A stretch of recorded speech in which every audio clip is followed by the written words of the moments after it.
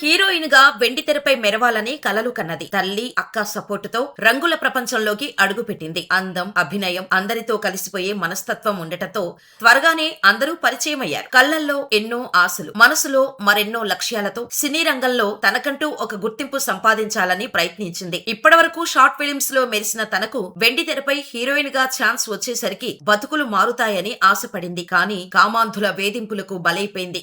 Short films లో heroine గా చేసిన అమూల్యశ్రీ సూసైడ్ కు కారణం ఎవరు? పోలీసులు కూడా నిందితులకే సపోర్టెడ్ గా ఉన్నారా? అమూల్యశ్రీ తల్లి చేస్తున్న సంచలన నిజాలేంటి? సైదాబాద్ లోని బస్తీలో రేకుల షెడ్డులో ఉండేది అమూల్యశ్రీ. తండ్రి చిన్నప్పుడే చనిపోవడంతో తల్లి జొన్న రొట్టెలు చేసి అమ్మి అమూల్య ఆమె అక్కను పోషించేవారు. తల్లి పడుతున్న కష్టాలు చూసిన అమూల్య 9వ తరగతి వరకే చదివింది. ఆ తర్వాత తల్లితో పాటుగా జొన్న రొట్టెలు చేసేది. అలాగే తోపుడు బండిపై గాజులు కూడా అమ్మేది. యాక్టింగ్ పై ఇంట్రెస్ట్ తో చిన్న చిన్న రీల్స్ చేసి ఇన్స్టా, ఫేస్బుక్ లో వీడియోలను అప్లోడ్ చేసేది. అక్క, అమ్మ సపోర్ట్ తో నెమ్మదిగా మోడలింగ్ కూడా స్టార్ట్ చేసింది. అలా షార్ట్ ఫిలిమ్స్ లో అవకాశాలు రావటం మొదలయ్యాయి. అమూల్యకు చాలా షార్ట్ ఫిలిమ్స్ లలో యాక్ట్ చేసి మంచి పేరు సంపాదించింది.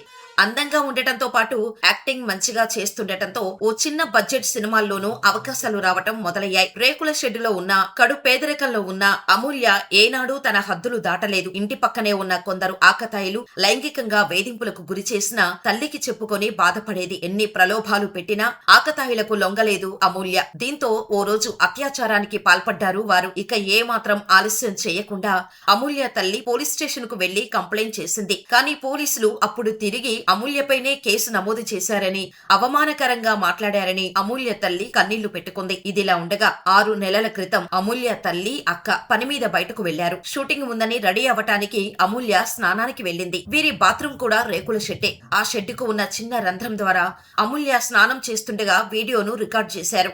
అప్పటి నుంచి ఆ వీడియోలను అడ్డు పెట్టుకుని 6 నెలలుగా మానసికంగా వేధించటం మొదలుపెట్టారు. తమ కోరికలను తీర్చాలని, లేకపోతే వీడియోలను సోషల్ మీడియాలో వైరల్ చేస్తామని బ్లాక్మెయిల్ చేయటం మొదలుపెట్టారు. వారి వేధింపులు తట్టుకోలేక అమూల్యశ్రీ పోలీసులను ఆశ్రయించింది. తనకు జరుగుతున్న అన్యాయంపై ఫిర్యాదు చేసింది. అయితే ఎస్ఐ చాలా నీచంగా మాట్లాడి అవమానించారని అమూల్య తల్లి ఆరోపిస్తోంది. రేకులు కాకుండా గోడ కట్టించుకోవాలని సలహా ఇచ్చారని ఆమె చెబుతోంది. పోలీసుల నుంచి సైతం సపోర్టు లేకపోవడంతో అమూల్య కుంగిపోయింది. 6 నెలలుగా కామాంధుల వేధింపులు తట్టుకోలేక చివరకు తీవ్ర మనోవేదనతో ఆత్మహత్యకు పాల్పడింది. అమూల్య మృతితో ఆమె కుటుంబం శోకసంద్రంలో మునిగిపోయింది. ముఖ్యంగా ఆమె తల్లి కన్నీరు మున్నీరవుతూ నిందితులపై కఠిన చర్యలు తీసుకోవాలని డిమాండ్ చేస్తున్నారు. తన కుమార్తె మరణానికి కారణమైన వారిని వెంటనే అరెస్ట్ చేసి చట్ట ప్రకారం శిక్షించాలని సైదాబాద్ పోలీసులకు ఫిర్యాదు చేశారు. అయితే ఈ ఘటన జరిగి దాదాపు 10 రోజులు గడుస్తున్నప్పటికీ ఇప్పటివరకు ప్రధాన నిందితులను పోలీసులు అరెస్ట్ చేయలేదని కుటుంబ సభ్యులు, స్థానికులు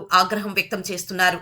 కేసు దర్యాప్తు నత్తనడకన సాగుతోందని, బాధిత కుటుంబానికి న్యాయం జరగాలంటే వేగంగా చర్యలు తీసుకోవాలని డిమాండ్ చేస్తున్నారు. ఇక ఈ కేసులో 4 యువకులతో పాటు ఒక యువతి ప్రమేయం కూడా ఉన్నట్టు తెలుస్తోంది. కానీ ఈ విషయంపై పోలీసులు అధికారికంగా పూర్తి వివరాలు వెల్లడించలేదు. పోలీసులు కూడా కేసును గోప్యంగా ఉంచడానికి ట్రై చేస్తుండటంపై స్థానికులు ఆగ్రహం వ్యక్తం చేస్తున్నారు.